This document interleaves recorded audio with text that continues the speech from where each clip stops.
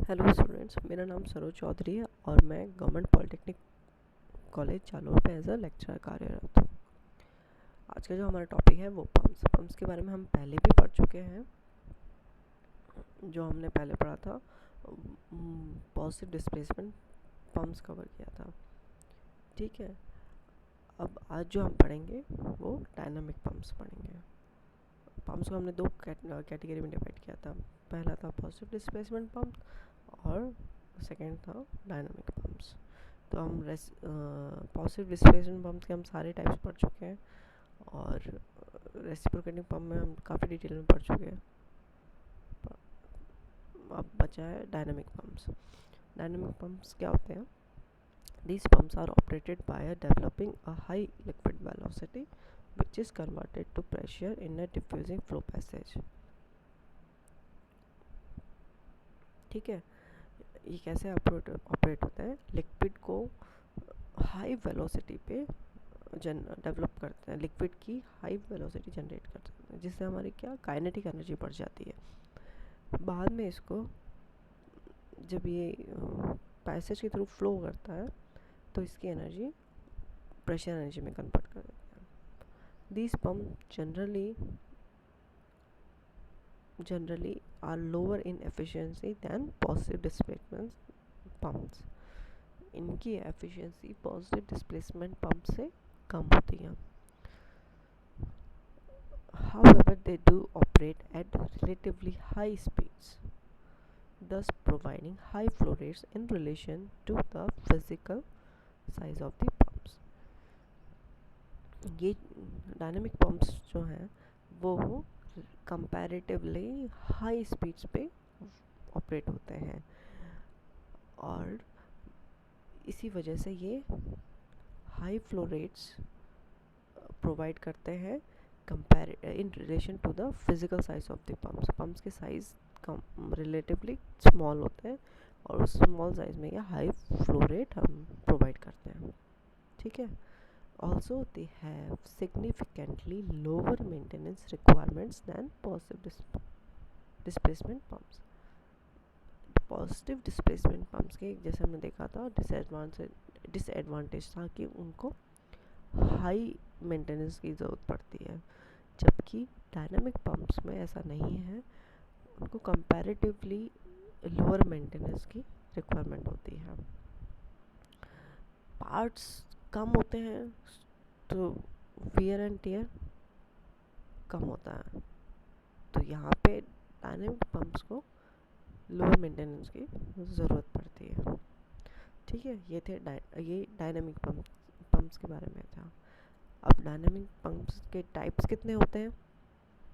Types of dynamic pumps. पहला है axial pump. ठीक है, an axial flow pump is a common type of pump that essentially consists of a propeller in a pipe. ये एक बहुत common type pump है जिसमें एक प्रोपेलर लगा होता है, जैसा कि हम डायग्राम में देख सकते हैं। एक प्रोपेलर लगा होता है और प्रोपेलर से शाफ्ट कनेक्टेड होती है पाइप के अंदर। ठीक है, ये जो प्रोपेलर है ये रोटेट करता है। ठीक है, the propeller can be driven directly by a sealed motor in the pipe or by electric motor or petrol/diesel engines mounted to the pipe from the outside or by a right angled drive shaft that pierces the pipe. जो propeller है उसको हम driven directly कर सकते हैं इसे motor से pipe में लगा के, और मोटर में वो इलेक्ट्रिक मोटर हो सकती है और पेट्रोल और डीजल इंजन भी हो सकता है। ठीक है, diesel engine mounted to the pipe from, और या तो डायरेक्टली कनेक्ट हो सकता है या हम राइट एंगल पे जो शाफ्ट है वो कनेक्ट करके इससे जोड़ सकते हैं प्रोपेलर को। ठीक है, तो मोटर जैसे ही रन करेगी तो शाफ्ट रोटेट करेगी और शाफ्ट रोटेट करेगी तो जो प्रोपेलर है वो भी रोटेट करेगा। एक्सटर्नल एनर्जी ये है, ये जो हम प्रोवाइड करवा रहे हैं इसको हम कहते हैं mechanical energy. Fluid particles fluid particles in course of their flow through the pump do not change their radial locations, since the change in radius at the entry called suction and the exit called discharge of the pump is very small. Hence the name is axial pump. अच्छा, इसका नाम axial pump क्यों है? क्योंकि जो fluid particles होते हैं जो फ्लो करते हैं इनवर्ड से लेके आउटवर्ड तक, वो अपनी रेडियल लोकेशंस चेंज नहीं करते. रेडियल लोकेशंस चेंज नहीं करना मतलब चेंज इन देयर रेडियस वो बहुत माइन्यूट होता है. सो इसी वजह से इसका नाम एक्सियल पंप है. ठीक है, जैसा कि हम डायग्राम में देख सकते हैं, फ्लूइड फ्लो कर रहा है इनवर्ड. जैसे ये शाफ्ट कनेक्टेड टू जो मोटर है वो रोटेट करेगी तो प्रॉपर रोटेट करेगा, और प्रॉपर रोटेट होने की वजह से एक सक्शन क्रिएट होता है. सक्शन क्रिएट क्यों होता है? क्योंकि इन सक्शन लो प्रेशर जनरेट होता है वहाँ पे, और लो प्रेशर की वजह से जो बाहर एक्सटर्नल प्रेशर है जो कि इक्विवेलेंट टू एटमॉस्फेरिक प्रेशर है, कंपैरेटिवली उससे कम होता है, तो हाई प्रेशर की वजह से लो प्रेशर जोन में फ्लूइड फ्लो करेगा. तो फ्लूइड इनवर्ड फ्लो कर रहा है. अब उसको चैनल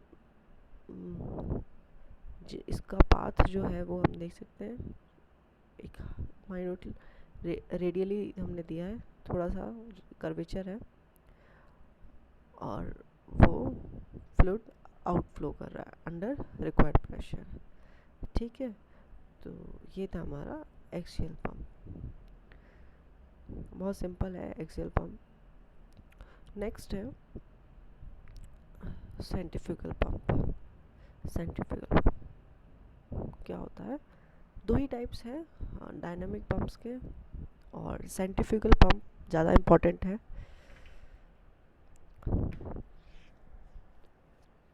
सेंट्रीफ्यूगल पंप होता क्या है? The hydraulic machine which converts the mechanical energy into hydraulic energy is called pumps. ठीक है, ये तो हमने पहले ही पढ़ लिया था कि हाइड्रोलिक मशीन जो होती है जो मैकेनिकल एनर्जी को हाइड्रोलिक एनर्जी में कन्वर्ट करती है उनको हम पंप्स कहते हैं. ठीक है, मैकेनिकल एनर्जी जैसे मैंने बता दिया था, अब कोई भी एनर्जी सोर्स हो सकता है, मोटर हो सकती है, डीजल इंजन हो सकते हैं, डीजल पेट्रोल इंजन. ठीक है, विंड एनर्जी की तो हम दे सकते हैं, सोलर एनर्जी, व्हाटएवर जो भी मीन्स है हमारे सोर्स के, वो उससे बेसिकली हमारा पर्पस यही होता है कि हम जो शाफ्ट है कनेक्टेड, ठीक है, उसको हम रोटेट करवा सकें. उसके बाद हम मोशन, चाहे रोटरी मोशन दे चाहे reciprocating motion they, depends on the type of the pump. ठीक है, the hydraulic energy is in the form of pressure energy if the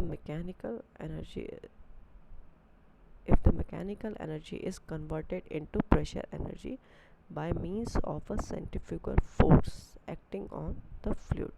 The hydraulic machine is called a centrifugal pump. ठीक है, यहाँ पे centrifugal pump क्यों, क्या है इसका रीज़न, इसका नाम ऐसा क्यों? कि यहाँ पे जो हाइड्रोलिक एनर्जी है वो हमें प्रेशर एनर्जी की फॉर्म में चाहिए. ठीक है, और मैकेनिकल एनर्जी को हम कन्वर्ट करते हैं. कैसे कन्वर्ट करते हैं? Bye means of a centrifugal force acting on the fluid. ठीक है, एक सेंट्रीफ्यूगल फोर्स की वजह से, सेंट्रीफ्यूगल फोर्स क्या है? वो जनरली हम रोटेशन की वजह से हमें जो प्रोवाइड होता है, रोटेशन की वजह से सेंट्रीफ्यूगल फोर्स जनरेट होता है. तो उस सेंट्रीफ्यूगल फोर्स की वजह से जो मैकेनिकल एनर्जी को हम प्रेशर एनर्जी में कन्वर्ट करते हैं, इसी वजह से हाइड्रोलिक मशीन को हम सेंट्रीफ्यूगल पंप कहेंगे। ठीक है, जैसा कि डायग्राम में हम देख सकते हैं, यहाँ पे एक इम्पेलर है और जहाँ से सक्शन क्रिएट होता है और इनलेट होता है, और इनलेट से वो फ्लूइड रोटेट करते हुए डिस्चार्ज की तरफ जाता है।